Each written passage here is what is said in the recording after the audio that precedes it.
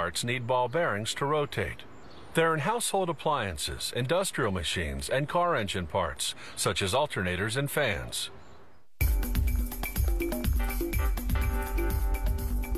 This is what's called a deep groove radial ball bearing. It has steel balls that move inside tracks called raceways.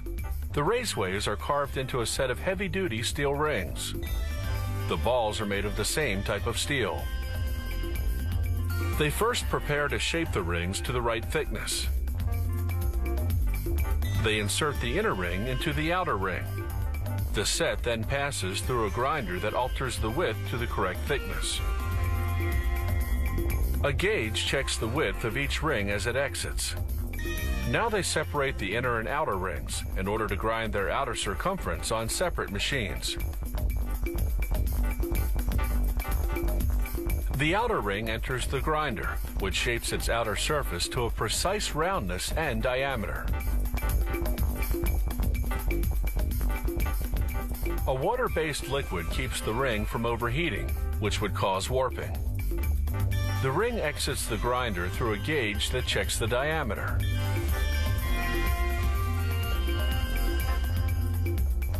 Next, the outer ring's raceway goes for grinding. Abrasive stone wheels with an oil coolant shape the surface to precisely the correct roundness and size. The inner ring and raceway go through a similar machine. Now the rings go for polishing. An abrasive stone lubricated with oil polishes the steel surface until you can see a reflection. Here's the before and after. Next stop, washing. They coat the rings with thick oil and a fine stone grit. They clean the raceways with kerosene. Elsewhere in the plant, they classify the steel balls according to size. These balls started out as steel wire.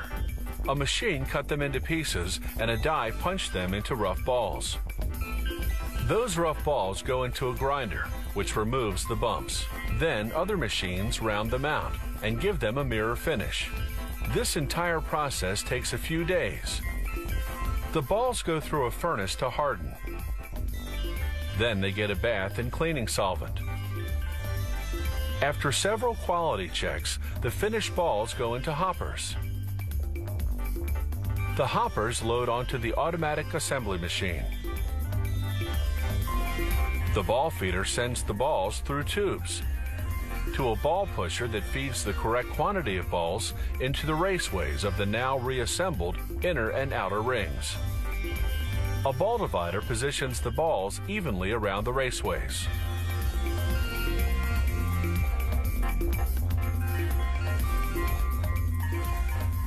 Next comes the ball cage, a metal cage that retains the balls in position around the raceways. The first machine installs half of the cage, the half with rivet holes. The next machine carefully positions the outer half of the cage, the half with rivets.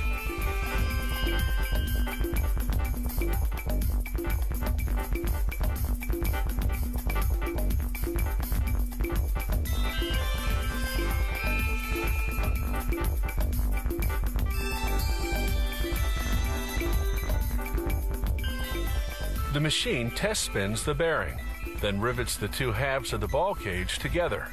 The bearing is now fully assembled.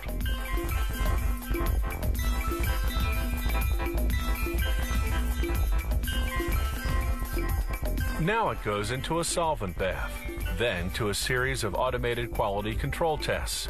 This noise vibration tester makes sure the ball bearing operates quietly. Some types of bearings are lubricated with grease.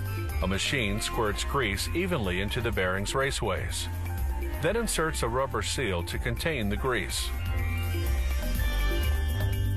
A final quality control test. An automated scale tosses out any bum bearings that aren't the required weight. The good ones move on to the laser, which marks them with information such as the part number and the trademark.